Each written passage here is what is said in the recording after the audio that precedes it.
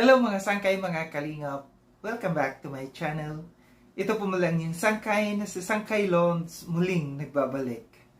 Kumusta? Kumusta kayong lahat? Sana nasa maayos na kalagayan ng lahat. Mapadito sa Pilipinas or sa mga nasa ibang bansa, dobling ingat tayo, no? So mega love shoutout sa inyong lahat, sa Team Sangkay Original, Team Sangkay Sponsors, Team Kalingap, Kuya Val, at Edna, Kalingap Rob. Sa lahat ng aking mga followers, supporters, and subscribers, sa mga lolos, lolas FWs, at PWDs. Mega love shoutout sa inyong lahat, and of course, I love you all. Ayan. Mega love shoutout din sa aking mga sponsors, kay Tita Bing. Ang kanyang YouTube channel ay Horbin TV Vlog. Subscribe po natin. Ang tita kong Vayot, si Tita Mina Jaramillo. Si Mamita ng San Diego, California. At si Manay Tere ng San Diego, California din. At sa lahat ng mga nagmamahal kay Sangkay, mega love shoutout sa inyong lahat. Ngayong araw nito mga Sangkay, gagawa ko ng reaction video. By the way, pasensya na, wala akong upload kahapon. Parang nagbigay ako ng respeto, ng galang kay Brother Paas, no, yung pagkawala ni Brother Paas, na sinabi ko na hindi ako gagawa ng reaction video isang araw, no, bilang isang pag-respeto sa kay Brother Paas. Talagang naapektuhan ako doon, no, kasi naging mabuting tao si Brother Paas sa akin, no. So ngayong araw nito mga Sangkay, gagawa ko ng reaction video. Ito patungkol sa naging usap-usapan patungkol dito sa kay Vincent Calyada, no. So sa kanyang pag-interview dito sa kay Kalingap Rob, unahan ko lamang po kayo, no. Wala po akong itatopic dito patungkol sa ibang grupo, sa ibang community, kundi si Vincent Calyada lang mismo ang ating pag-uusapan. Hindi po tayo babanggit dito ng ibang mga grupo, kundi ito lamang, no, pag-usapan lamang natin itong si Vincent Calyada mismo, no. So parang yung kanyang yung napanood ko yung kanyang interview kay Kalingap Rob, pero sa ngayon, no, parang naka-private na, no, yung kanyang video na yon. Meron akong nakuhang video clips, kapiraso lang ito, no, kasi nga hindi ko natapos yon kahapon na nakalimutan ko. So ipapapanood ko sa inyo itong maiksing video clips na aking nakuha sa kanya, no. Then after natin na mapanood, magbibigay ako ng opinion or kuro-kuro patungkol dito. Tara mga Sangkay, mga Kalingap, panoorin natin. Nahiya ako. Siyempre kaya ko baka nagtatampo din si Kalingap Rob sa akin. Kaya siyempre nakakalungkot as a scouter. Sila yung beneficiary ko. Nahiya ako. Siyempre kaya ko baka nagtatampo din si Kalingap Rob sa akin. Baka di napansinin. So yung mga Sangkay, mga Kalingap, at tinapanood yung napaka-iksi lang talaga kasi ito lang talaga ang nakuha ko. Hindi ko, napanood ko kasi kahapon nga, habang nanonood ako, no, naisipan ko na mag-record, no. So hindi nga maayos yung aking pagka-record dito. Tapos sabi ko, babalikan ko ulit, no, pag-record para maging maayos. Kaso nga lang, nung pagbalik ko kanina, wala na, naka-private na yung, yung video niyang yon, yung interview niyang yon kay Kalingap Rob, no. Maaaring siguro kaya niya na i-private yun kasi maraming mga bashers, no, naging usap-usapan itong kanyang interview na ito kay Kalingap Rob. Kaya siguro na pag-isip-isip niya na i-private niya na lang. And siguro, doon sa mga comment sections, no, doon sa comment sections, maraming mga nagbabash doon. So, siguro minarapat na lang na itago yon. So, dito sa video clips na ito, no, sinasabi niya na nahiya siya kay Kalingap Rob, di ba? Nahiya siya kay Kalingap Rob. Kaya siguro matagal-tagal din ito na nawala dito si Vincent Calyada, no. Talagang nahiya siguro siya sa mga pangyayari dito sa kay Kalingap Rob. Ulitin ko, no. Pag-uusapan lamang natin dito si Vincent Calyada, hindi tayo mag-uusap patungkol sa ibang grupo kasi baka magmulta tayo. Ang nasa thumbnail ko dito, no, Kalingap pa ba si Vincent Calyada? Ito po yung tanong natin, no? Kasi base dito sa kanyang sinabi na nahiya kay Kalingap Rob, siguro dahil matagal siyang hindi nakapunta, no? Ang tanong dito ng karamihan, nasaan nga ba si Vincent Calyada? Ano yung status niya ngayon? Kalingap pa rin ba siya?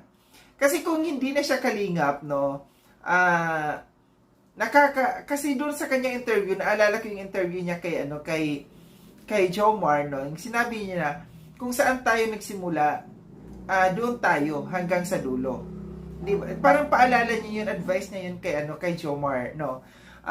Ganun din sa kanya, dapat i-apply din ni Vincent ito. Na kung saan siya nakilala, saan siya nagmula, which is dito sa Kalingap, dapat hanggang doon ganun din. At saka yung loyalty dapat nasa Kalingap, no. Kasi nakilala dito si Vincent Calyada sa Kalingap, and ang kagandahan lang dito sa kay Vincent, yung napanood ko, binisita ko yung kanyang YouTube channel. Meron siyang mga meron siyang mga charities, no, charity works, no, na nakikita, which is good para sa kanya, no, na hindi siya umaasa sa mga BTS, hindi siya umaasa sa, hindi kagaya ng iba diyan, di ba? Iba diyan talagang umaasa sa BTS, nandiyan yun, doon sila kumikita, pero siya kahit papaano, meron siyang mga na-scout, di ba? And then nakilala kasi siya dito sa pag-scout niya sa yung nasa kabilang grupo na nga, no. So, tingin ko dapat walang ikahiya, no. Walang ikahiya si Vincent dito sa kina Kuya Val, kina Kalinga Prab, kasi maganda naman yung samahan, and wala naman siyang kinalaman si Vincent, wala naman siyang nagawang mali dito sa Kalingap, wala siyang nilabag na rules dito sa Kalingap. Tingin ko wala siyang dapat ipag-alala dito, no, at ikahiya, no. Ang importante kasi dito, kahit nasa saang lupalop ka na, saang ibayo ka na, saang grupo ka na, ang importante dito, nagpaparamdam pa rin sa Kalingap. Ito yung dapat isipin natin, no, na kung halimbawa ikaw man ay pumunta na sa ibang ibayo, sa ibang grupo, dapat magpaparamdam ka pa rin, no, yung kahit papaano mag-share ka pa rin ng blessings, no, kasi aminin natin na hindi, no, dito tayo nakilala sa Kalingap, no. Dapat pa rin tayo tumanaw ng utang na loob. Ito yung lagi nating pinag-uusapan, yung utang na loob. Laging sinasabi ng mga viewers diyan, hanggang kailan ba yung utang na loob na yan? Hanggang habang buhay, no. So kung sasabihin ninyo, itatanong nyo ulit, hanggang kailan ba yung utang na loob na yan? Hindi po nababayaran ng utang na loob. Yan po yung dapat isipin po ninyo. Ang utang na loob ay for life yan. Habang buhay po yan. Kasi hindi po mangyayari sa atin kung wala mga tao na tumulong sa atin. Kagaya dito sa Kalingap, hindi tayo makikilala dito sa social media kung hindi dahil dito sa Kalingap. Dito kasi tayo nag-umpisa. So, yun yung dapat alalahanin ni Vincent. Dapat nagpaparamdam pa rin dito sa Kalingap. Paminsan-minsan dumadalaw pa rin, kagaya sa mga lighthouse, sa mga landing pads, dadalaw pa rin, magpaparamdam kina Kuya Val, kahit sa mga live, magpaparamdam. Ang pinaka-importante dito, yung mag-share ng blessings, no? Yung mag-ambag sa landing pads na kahit magkano lang yan, napakalaking bagay po yan. And napakalaking, na-appreciate po yan ng napakalaki ni na Kuya Val, no? Yung kahit nasa ibang grupo ka na, nandiyan pa rin, nag-aabot ka ng kahit magkano lamang, nako, hindi ka makakalimutan. Kaya kahit pumunta ka sa Kalingap, kahit nasa iba ka na, pumunta ka, ka pa rin, i-welcome ka pa rin, kasi na-appreciate mo kung saan ka nang galing, and nagbibigay ka, nag-share ka ng blessings mo, dahil kung hindi sa Kalingap, hindi ka magkakaroon ng mga sponsors, di ba?